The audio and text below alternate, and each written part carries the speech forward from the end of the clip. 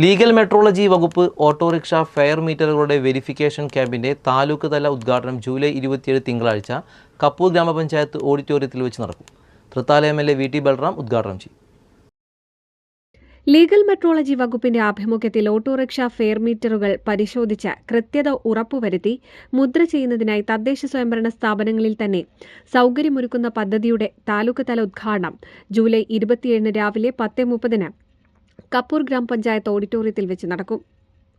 നിലവിൽ ഓട്ടോറിക്ഷകൾ 50 കിലോമീറ്റർ വരെ അകലെയുള്ള ലീഗൽ മെട്രോളജി ഓഫീസുകളിൽ ഹാജരാക്കേണ്ടിയിരിക്കുന്നത് ഒഴിവാക്കിക്കൊണ്ട് ലീഗൽ മെട്രോളജി ഓഫീസുകളിൽ നിന്നും 15 കിലോമീറ്ററിൽ കൂടുതൽ അകലെയുള്ള തദ്ദേശ സ്വയംഭരണ സ്ഥാപനങ്ങളിൽ പരിശോധനയും മുദ്രവെപ്പും നടത്തുന്ന ക്യാമ്പുകളാണ് സർക്കാരിന്റെ 100-ദിന കർമ്മ പരിപാടിയുടെ ഭാഗമായി നടപ്പിലാക്കുന്നത്.